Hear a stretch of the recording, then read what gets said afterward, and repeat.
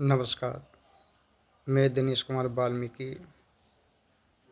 धौलपुर राजस्थान से आपका स्वागत करता हूँ अपने विचारों में।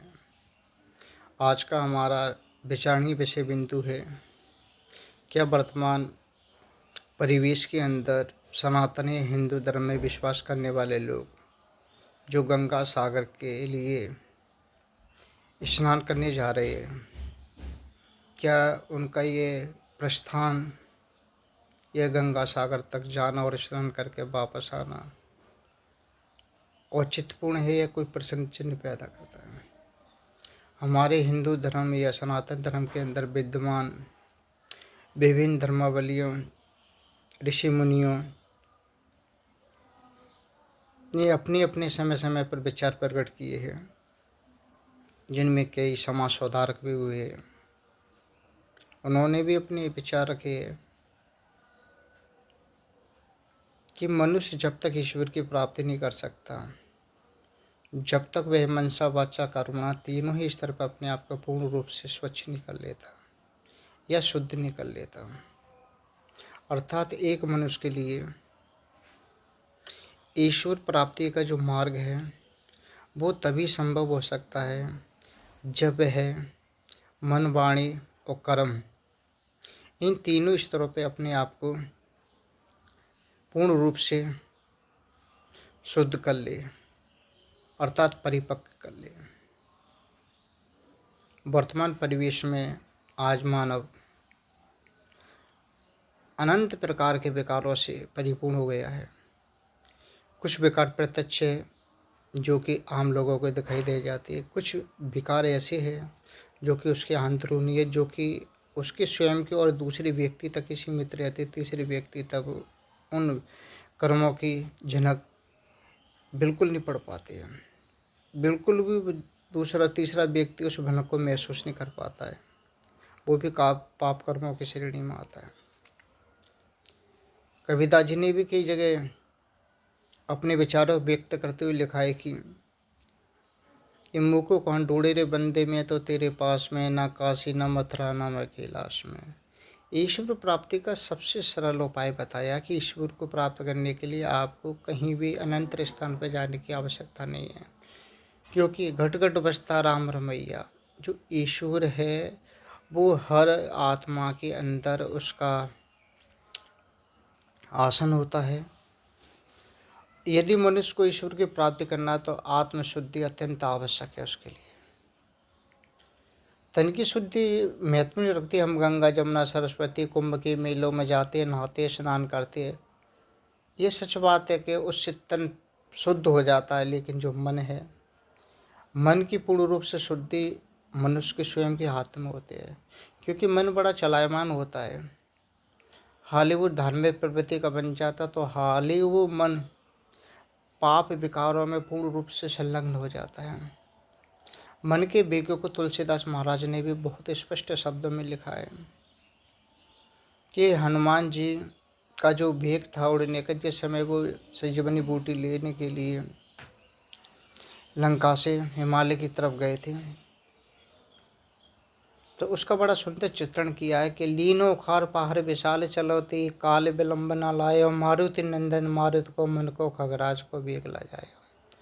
यानी कि जो मन का वेग होता है वो अत्यंत ही प्रभावशाली होता है, और मन को कंट्रोल में रखना ही ईश्वर प्राप्ति का या भक्ति मार्ग का एकमात्र साधन है। जब तक हम मन को अपने नियंत्रण में नहीं कर सकते, उसको पूर्ण रूप से बांध के नहीं रख सकते, जब तक हम ईश्वर प्राप्ति नहीं कर सकते या ईश्वर प्राप्ति के मार्ग पे पैर भी नहीं रख सकते। ये एक कड़वा सच है। लोग दिखावा करते हैं, स्वयं उठ के नहा धो के और लंबे लंबे टीका लगा के माला पहन के लोगों को दिखाते हैं हम कितने। सत्यता ये है कि उन जैसा तो पापी कोई है नहीं है। क्यों?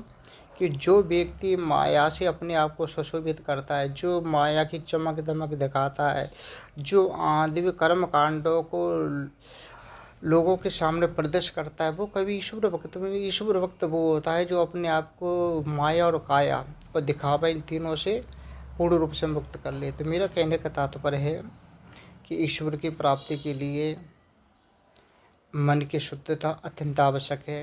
मन का नियंत्रण अत्यंत आवश्यक है, मन की पवित्रता अत्यंत आवश्यक है।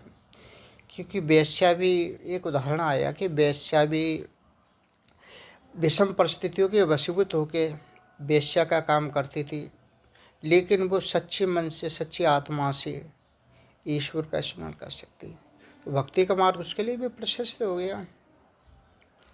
जान पूछ के अगर कोई व्यक्ति पाप कर्मों में संलग्न होता है तो उसका कोई उपाय नहीं है। अज्ञानता बस यदि किसी मनुष्य से किसी प्रकार की त्रुटि होती है, या वो पथभ्रष्ट हो जाता है, या मार्ग से विचलित हो जाता है, तो उसके लिए पुनः वापस लौटने के लिए जगह होती है। वो पुनः वापस लौट सकता है, वो भक्ति मार्ग की ओर आकर्षित होता है, वह ईश्वर की तरफ आकर्षित हो सकता है।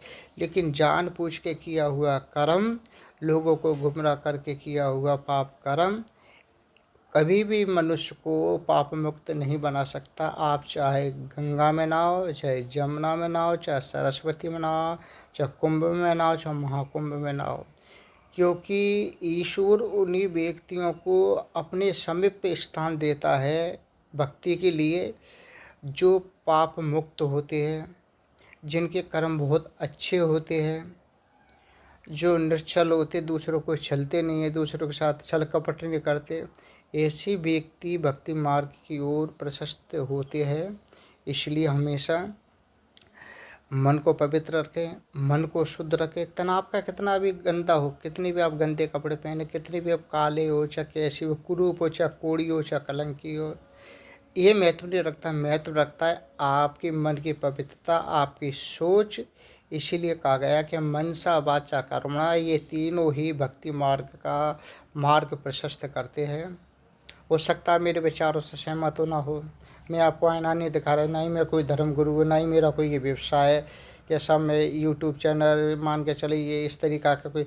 मेरा तात्पर्य है कि ये गरीब लोगों के लिए अपने विचारों का आदान प्रदान करने के एक माध्यम होते हैं। क्योंकि मैं आपके घर पे जाऊँ, मैं कितने लोगों के घर पर जा सकता हूँ, कितने मेरे पास आ सकते हैं।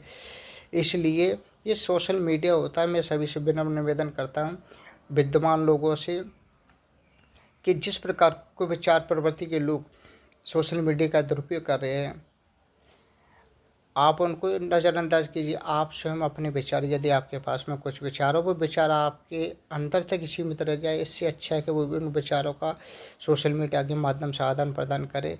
हो सकता है 1000 लोग आपके विचारों को सुने, 1000 में से अगर 2 व्यक्ति भी आपके विचारों से प्रभावित होते तो आपकी ये जो मेहनत है वो सफल हो जाएगी। आप उन 2 लोगों को सुधारने का जो अवसर उनको प्रदान करेंगे, ये भी एक पुण्य का काम करता है। मैं अपने शब्दों को यहीं विराम देते हुए आपको अपना धन्यवाद देता हूँ कि आपने मेरे विचारों को सुना। धन्यवाद।